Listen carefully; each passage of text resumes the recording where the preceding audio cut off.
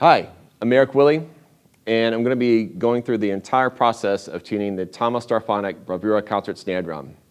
This is the process I use when I have a new drum, like this Babinga TAMA Starphonic Bravura concert snare drum, or simply the case where I'm going to be changing both the resonant and the batter heads. The first thing I'm going to do is release the snare mechanism on the resonant head. And it's very easy. You can see that these can all be removed, and so they can fine-tune the resonant head.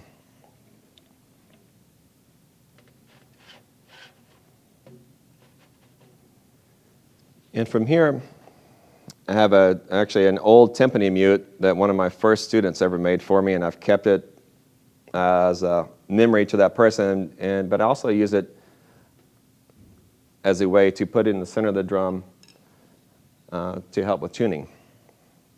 So getting where the drum is, where you're kind of meeting the drum where it is, so it's very low. And I'm trying to go up to A4 is where I'm going to be shooting. So the first thing I will do is I will do one full turn. And I always keep my finger on the starting tension rod because I know that there are 10 tension rods going across. Go to each one, make sure it's finger tight. And then with the TAMA drum key, it makes it easier to find where I am.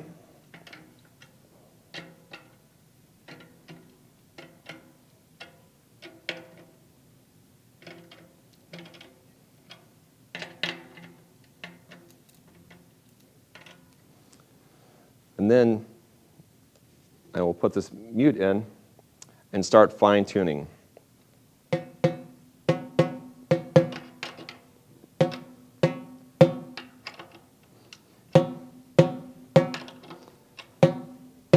At this point, I'm not trying to center the pitch. I'm trying to get it very close because I have to go through 10 different tension rods. So I'm trying to get a rough estimate of where I'm going. But I'm always starting, when I get to this point, is that I want to be below pitch so I can go up to the desired pitch.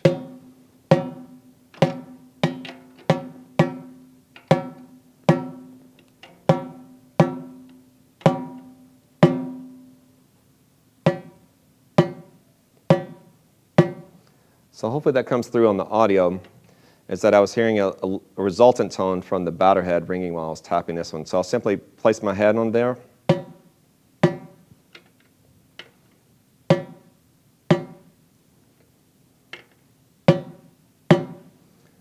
And then when I go to the next one, we'll get a rough idea. And then once I'm doing the taps with my hand on the bottom, I don't want to move my hand down here because if I have my hand here, if I have my hand here, you can hear the difference in the pitch, or here. So I'll try to make sure that the hand that's serving as a muffle, if you will, for the batter head to stay still.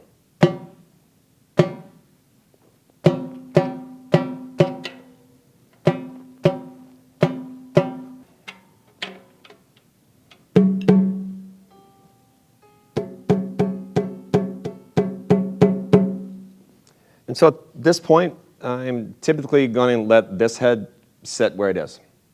I'm going to let it adapt to the head. It may need to stretch a little more. And then I will move to the batter head.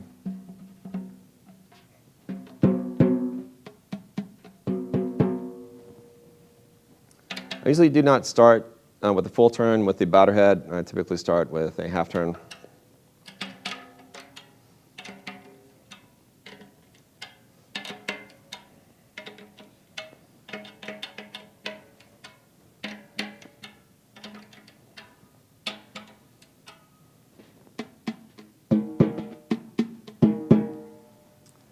Again, I'm a little under pitch, and so when I go through to do the fine tuning, then I'm always going to be tuning higher with the preceding one.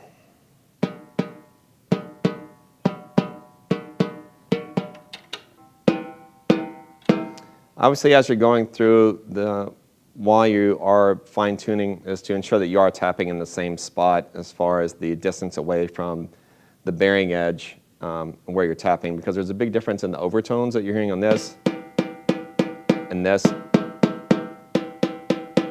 There's a different presence, so just be certain that you are tapping in the same distance away from the bearing edge.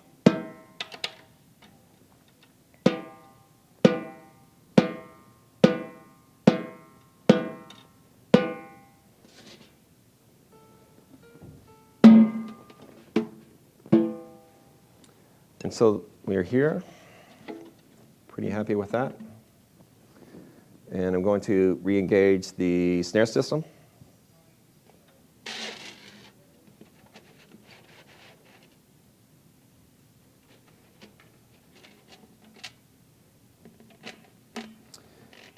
And I really like the way this snare system disengages.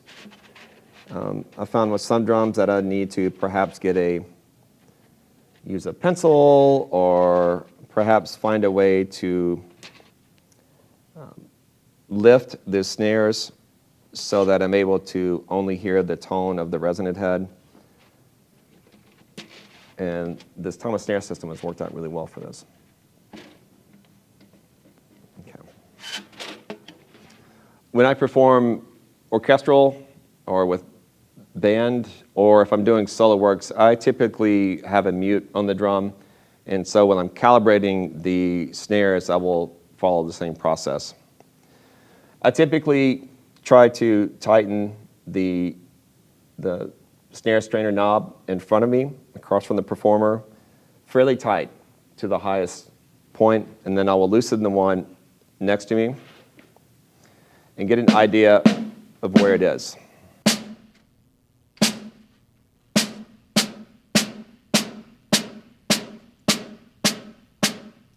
Now I want to talk about specifically how to engage the three different systems, the three snares.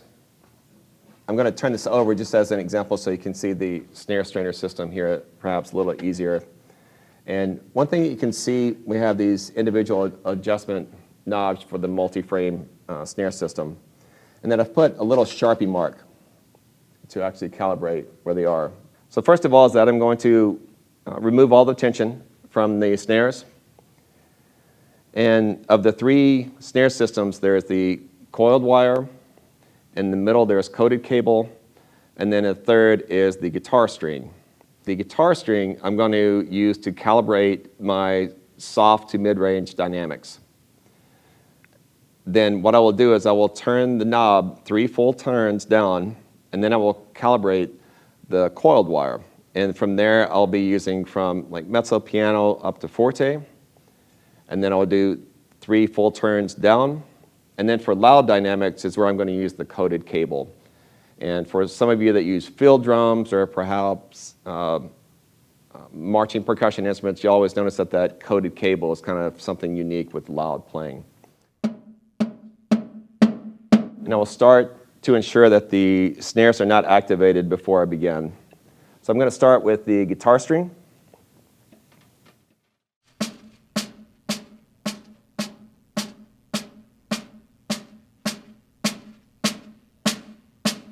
So there's a couple things to notice. For me right now, this sounds good. However, if I go here, hopefully you can hear that difference as there's a lot more tone instead of snare response. And I'm trying to calibrate my ears that there's a equality of the snare response and the tone of the drum. If there's too much tone and not enough snare response, then I probably have the snares are too tight and it's actually choking off the head. So then I will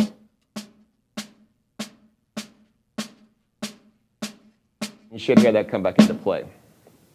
Then I will look to see where the Sharpie is, that Sharpie mark, and I will do 3 full turns, 2, 3. And then I'm going to repeat the process for the coiled wire.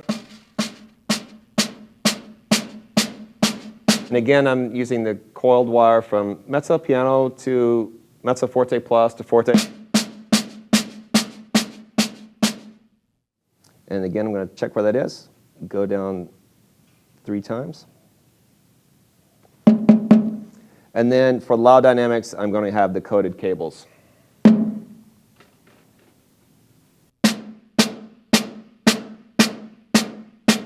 And you should hear a good balance of, again, with the snare response and the tone of the drum. Again, if you listen, starting to hear a lot more tone, which means the snares are too tight.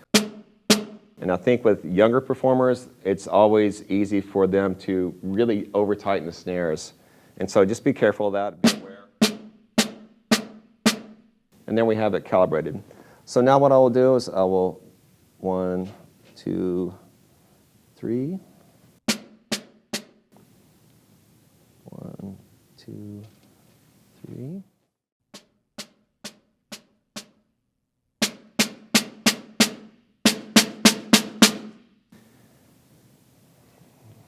And by going through this method, I will have calibrated all of the snare units, and so they have their own responsibilities for the varying dynamic systems.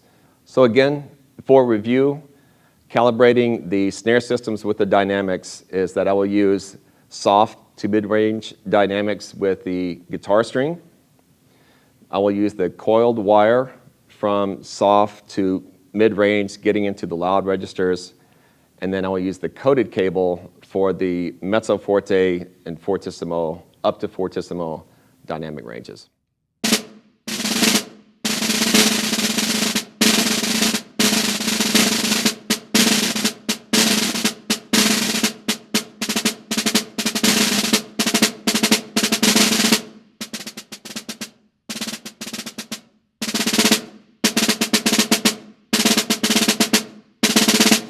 Hope you enjoyed watching this, and hopefully that it will help you in your future snare drum performances.